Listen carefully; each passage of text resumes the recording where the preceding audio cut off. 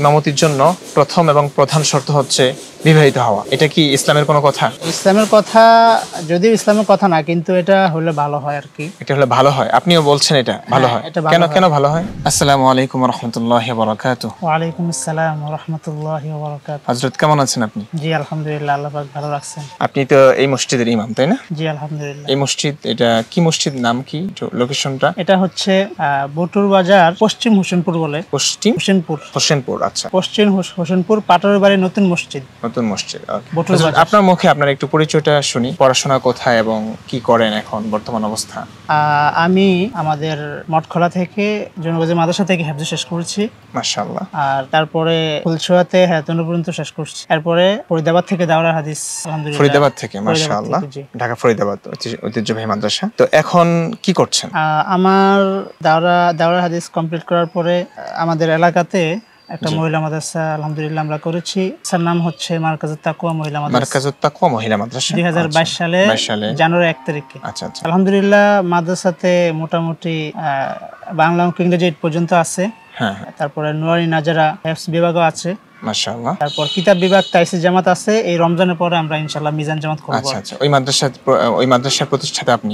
প্রতিষ্ঠাতা আমি, বাকি আমার পরিবার আছে, ওনারা দেখাশোনা করতেছেন। আর পাশাপাশি আমি এখানে পশ্চিম হোসেনপুর বটু বাজার বলে এখানে পাটোয়ারি বাড়ির নতুন মসজিদে আলহামদুলিল্লাহ ইমাম হিসেবে আছি। এখন সবকিছু ঠিক আছে তো না? সবকিছু মিলিয়ে আপনি ভালো আছেন তো নাকি? আলহামদুলিল্লাহ ভালো আছি। কোনো মুসল্লিদের ব্যাপারে কোনো ধরনের আপনার আপত্তি আছে কিনা, কমপ্লেইন আছে কিনা? আলহামদুলিল্লাহ আমাদের এখানে যথেষ্ট ভালো আছি আলহামদুলিল্লাহ। আমাদের যে মুসল্লি বা কমিটিতে যারা আছে সবাই খুব অত্যন্ত ভালো মানুষ। আচ্ছা আচ্ছা। আপনার কিছু না মনে না করলে আপনার বেতন কত, এটা কি জানতে পারি? বেতনটা ওইভাবে ধরা হয় নাই, জানুয়ারি থেকে ইনশাআল্লাহ ধরা হবে। আপাতত 9,000 দিতেছে, বাকি জানুয়ারিতে হয়তো। আপনি এই বেতন নিয়ে কি হ্যাপি, সন্তুষ্ট? আলহামদুলিল্লাহ মোটামুটি চলতেছে, বাকি আরো প্রয়োজন যেটা ইনশাআল্লাহ আশা করি জানুয়ারিতে পুরো হয়ে যাবে। ওনারা ব্যবস্থা করে দিয়েছেন। ওকে, ভালো। আপনার এখানে কি মাদ্রাসা করবার কোনো সিদ্ধান্ত আছে কিনা? জি জি, কিছু দেখলাম যে ছাত্ররা পড়াশোনা করছে। এখানে যে মসজিদের নাম হচ্ছে মিকাত জামি মসজিদ ও মাদ্রাসা। আচ্ছা আচ্ছা। মিকাত মসজিদ নামে পরিচিত এটা। তো এখানে জানুয়ারি থেকে এখানে আপনার 4-5 মাস হচ্ছে আপনার প্লে যারা আছে, শিশু যারা আছে, এরা 13-14 জন ভর্তি হয়েছে, বাকি আরো 4-5 জন এক্সট্রা আসতেছে আর কি। 15-16-17 জনের মতো আসতেছে। ওদেরকে নিয়ে এই মাদ্রাসার সূচনা হবে ইনশাআল্লাহ। সূচনা হয়ে গেছে সকাল 9টা থেকে 12টা পর্যন্ত ওনারা আসে। আচ্ছা আচ্ছা আচ্ছা। বাকি পুরো উদ্যমে শুরু হবে ইনশাআল্লাহ জানুয়ারি থেকে। এখানে আবাসিক যত ব্যবস্থা দরকার আছে, কিচেন রুম থেকে শুরু করে থাকার জায়গা, টয়লেট, সবকিছু এখানে আলহামদুলিল্লাহ ওনারা ব্যবস্থা করে রাখছে। খুব সুন্দর পরিবেশ, মাশাআল্লাহ, খুব সুন্দর। এখন ওই জানুয়ারি দেখা যায় সব মাদ্রাসাতেই। আপনি তো এখনো আনম্যারিড না? জি আনম্যারিড। মানে সামনে ইনশাআল্লাহ বিয়ে। এই বিবাহিত অবিবাহিত ইমামদেরকে নিয়ে কোনো মন্তব্য আছে কিনা? এখানে আলহামদুলিল্লাহ অনেক জায়গায় দেখেছি যে অবিবাহিত একজন আলেমকে ইমাম হিসেবে রাখতে চায় না তারা। এরকম নানান ধরনের আপত্তি জানায়। এই আপত্তি কি ঠিক আছে বলে মনে করেন কিনা আপনি? আপনি যেটা বলছেন যে এরকম আপত্তি তুলে, এরকম আমিও দেখেছি। অনেকে বলে যে ইমামতির জন্য প্রথম এবং প্রধান শর্ত হচ্ছে বিবাহিত হওয়া। এটা কি ইসলামের কোনো কথা? ইসলামের কথা, যদিও ইসলামের কথা না, কিন্তু এটা হলে ভালো হয় আর কি। এটা হলে ভালো হয়, আপনিও বলছেন এটা ভালো হয়। কেন ভালো হয়? কারণ এখানে দেখা যায় যেহেতু গ্রামগঞ্জের মসজিদ, মক্তবের বিষয় আছে, তাছাড়া মাদ্রাসা বিষয় আছে। এখানে দেখা যায় আপনার ছেলে মেয়ে উভয় এখানে আসে, পড়াশোনা করার জন্য আসে। পড়াশোনা করে আসে, মানে অপ্রীতিকর কোনো ঘটনা ঘটে কিনা, নেককারজনক কোনো ঘটনা ঘটে কিনা সেই আশঙ্কায়।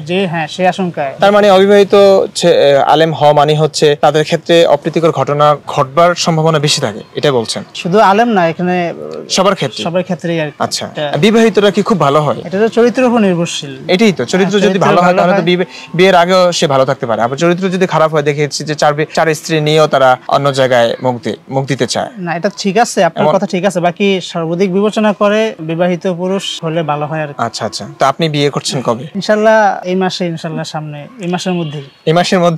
মাশাআল্লাহ মাশাআল্লাহ। যাক, মোবারকবাদ, কংগ্রাচুলেশন। আপনার জন্য অবশ্যই দোয়া করছি, আমাদের জন্য অবশ্যই দোয়া করবেন। আপনার আর কিছু বলার আছে কিনা যে উম্মাহকে, মানুষকে জানাতে চান আপনার মনের কথা ও ব্যথা, যেটা মানুষের শোনা দরকার, যেটা আপনার মনে চেপে রেখেছেন, যেটা আপনি চান প্রকাশ করতে, প্রকাশের সুযোগ পাচ্ছেন না, এমন কিছু আছে কিনা? আসলে কথা হচ্ছে গিয়ে শানে সাহাবা যেই পদক্ষেপটা নিয়েছে আলহামদুলিল্লাহ অত্যন্ত একটা মানে গুরুত্বপূর্ণ পদক্ষেপ, যেটা খুব ভালো পরিসরে আগাচ্ছে ইনশাআল্লাহ। নির্যাতিত ইমামদের পাশে দাঁড়াবার একটি প্ল্যাটফর্ম, একটি সংগঠন, এটা আসলেই খুব ভালো। এটা আপনি তো শানে সাহাবার সঙ্গে যুক্ত আছেন না? যুক্ত না থাকলেও যুক্ত থাকবার জন্য ইনশাআল্লাহ অনুরোধ করা হচ্ছে। ইনশাআল্লাহ আমি ইনশাআল্লাহ যুক্ত হব। প্রত্যেক ইমাম মুয়াজ্জিনকে চাচ্ছি যে এই সংগঠনের সঙ্গে জড়িত হয়ে নিরীহ এবং নির্যাতিত ইমামদের পাশে দাঁড়ানোর জন্য, এটা খুবই দরকার। তো আপনিও যুক্ত থাকবেন ইনশাআল্লাহ। শানে সাহাবা যদি আজ থেকে আরো 5-7-10 বছর আগে থেকে মানে থাকতো তাহলে অনেকটাই ভালো হতো। বাকি আলহামদুলিল্লাহ আল্লাহ তাআলা ব্যবস্থা করে দিয়েছেন। এইজন্য আমি ওনাদেরকে আন্তরিক মোবারকবাদ জানাচ্ছি। জি জি, যেন ওনাদের কাজটাকে আরো সামনে এগিয়ে নিয়ে যেতে পারে। আমরা যারা আছি আমরা যেন ওনাদের সাথে একসাথে একমত হয়ে কাজ করে যেন আরো এটা সামনে আগায়, আমরা ইনশাআল্লাহ সেই প্রত্যাশাই করি ইনশাআল্লাহ। এই আমার ঠিক আছে, আপনাকে অসংখ্য ধন্যবাদ। জাযাকাল্লাহ, শুকরিয়া।